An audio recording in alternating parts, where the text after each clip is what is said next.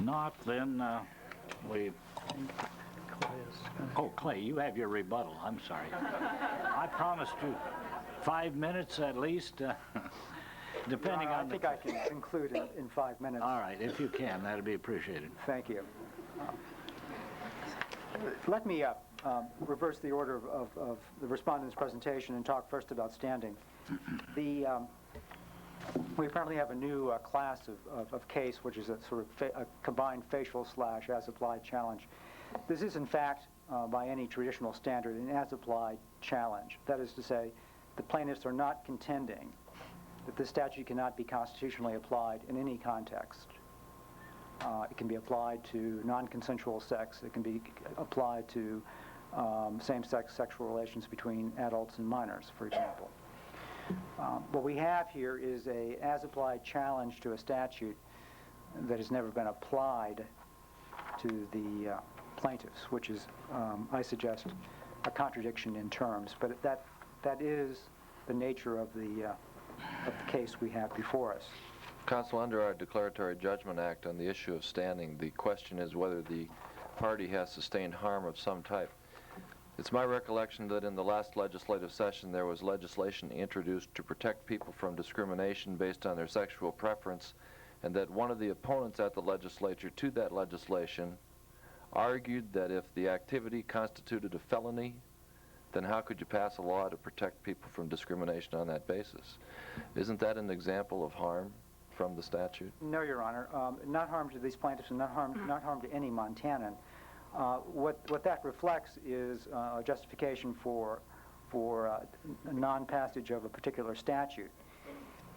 But the statute would have been very beneficial to this class of people, to this group of people. Perhaps it would have been, but I think the issue again, in this case with respect to standing, is whether the plaintiffs have suffered any harm from the enforcement of the statute. And the statute can be enforced only one way, and that is through criminal proceedings. That, but their argument is that they're sustaining harm every day from the mere existence of the statute.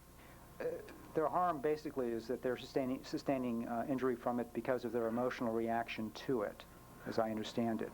Well, doesn't the declaratory judgment action also provide standing to challenge legislation where injury is threatened?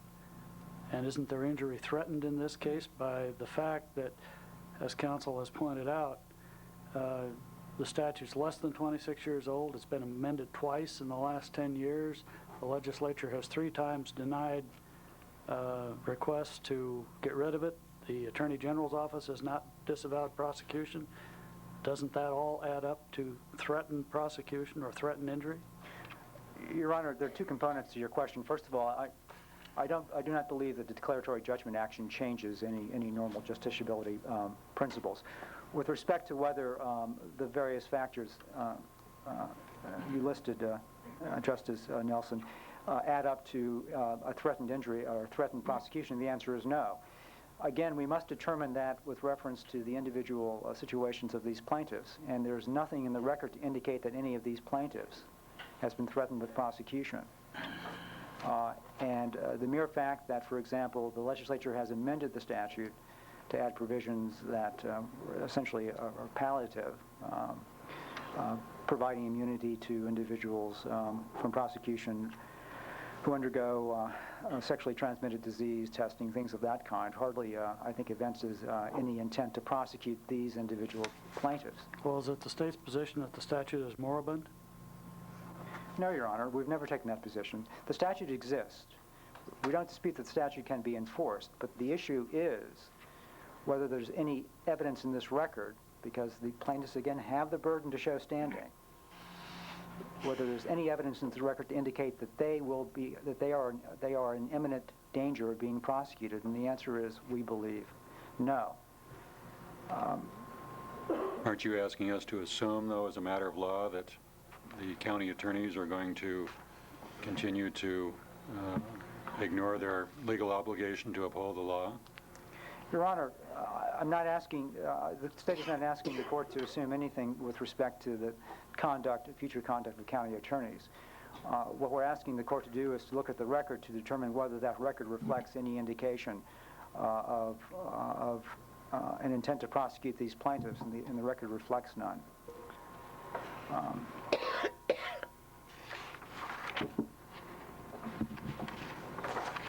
With reference to the merits, and specifically Justice Leapart's question concerning prostitution, I think Ms. Daskowitz's answer did not address a very difficult question that is raised once this court concludes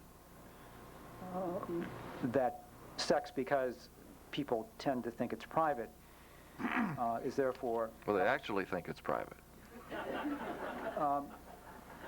Is therefore falls within the scope of Article 2, Section 10. Because by doing that, you indeed do require the state to establish a compelling state interest whenever it attempts to regulate sexual conduct. Now, the mere fact that consideration passes may well not constitute a compelling state interest. I mean, we have, as the court is aware, the state has an extraordinary burden in that situation. And as we suggest in our reply brief, there can be many instances where consideration passes in exchange for sexual relations, where there is no particular harm to either party. In that situation, it may well be extraordinarily difficult to show a compelling state interest.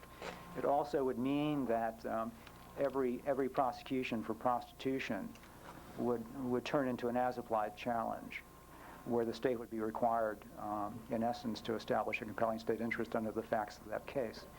Now, the court must also consider, and this is my final point, the consequences of establishing, in essence, same-sex sexual relations as a fundamental right. However you do it, under Article 2, Section 10, or Article 2, Section 4. It will mean essentially that the state cannot discriminate against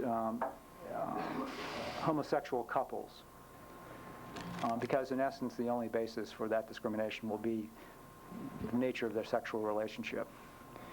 It will cast doubt on legislation which, for example, limits marriage to heterosexual couples. It will also cast doubt on laws which preclude homosexual couples from adopting children. Counsel, I don't understand why a decision which relates to what people do in the privacy of their home would pertain to the issue of whether the state has to issue them a license to do it. Because under equal protection grounds, the state will be forced to justify why it denies a privilege to one group of citizens and not to another. Well, so you're limiting this point to the equal protection issue? Yes, Your Honor. Okay. Again, the fundamental right issue cuts across several different constitutional rights. It cuts across Article 2, Section 10. It cuts across Article 2, Section 4 with respect to the equal protection provision. And it affects, obviously, the standard that the state must establish to justify a particular form of regulation. Now, these are serious issues, but they are necessary consequences of what we believe to be socially experimentative theories espoused by the plaintiffs. And we believe that this court, as the U.S. Supreme Court has been in the past and is presently, should be extraordinarily cautious in creating fundamental rights in derogation of what we believe to be a clear tradition to the contrary with respect to this right, at least, in this state's history and in the history of virtually every other state. We respectfully request that the district court's judgment be reversed. Thank you. Mr. Smith, Judge Sherlock found that apparently the witnesses were credible and that they were threatened by this statute. And the state takes the position that that is not a threat. Is that what you're saying? That the existence of this statute is not a threat to these people and doesn't cause any damages?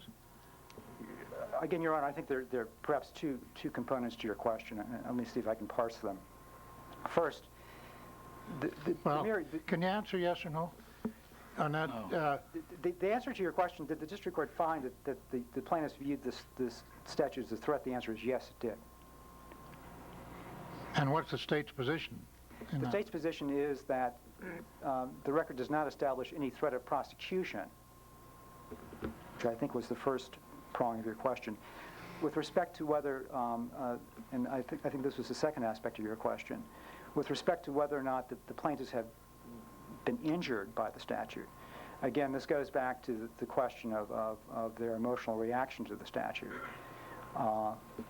feeling denigrated by it, for example. And as I've said, that kind of emotional reaction does not, under established case law, constitute a basis for standing to challenge the enforcement or the validity of a statute. Again, this statute can only be enforced in one way, and that's through prosecution. Why is the statute on the books, is bluntly? Your Honor, as I've said before, the statute has fairly ancient heritage going back, 21 years? well, but the form of conduct itself Well, has been prohibited since The Old as I said, Testament. 1866 in Montana. yeah, oh. Earlier than that in other places. But the legislature didn't do much about it until just a very few years ago. Well, Your Honor, if we treat the statute as something of a Venn circle, the old crimes against nature statute adopted by the territorial legislature extended to various forms of conduct, both heterosexual and homosexual in nature. What the legislature did in recodifying the criminal laws in 1973 was to pare it down. But the form of conduct in question, I believe, was prohibited, has been prohibited for 130 years. Okay. Thank you. Did you have another question? Okay, I want to get into homosexuality. I just have a little question about the issue of prostitution being raised.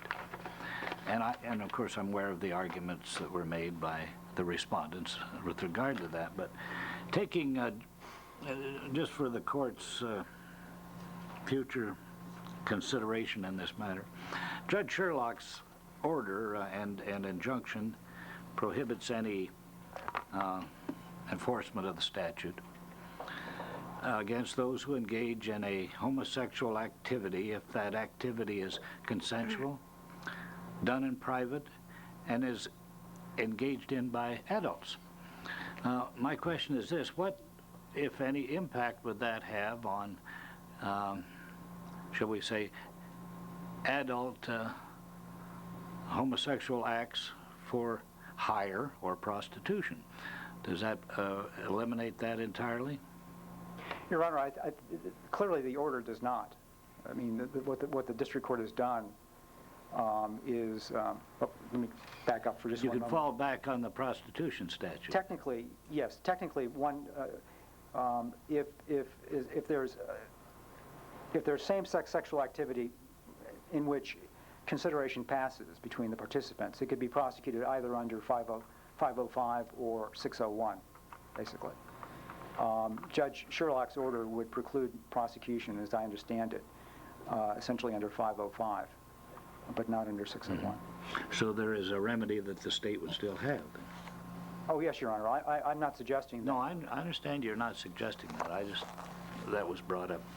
Counsel, you mentioned the gravity of this decision as it may impact future legislation, especially if we decide it on the basis of equal protection in favor of the respondent. What if a decision is reached under Article 2, Section 4 regarding the dignity clause? Does that have the same consequence? Yes, Your Honor.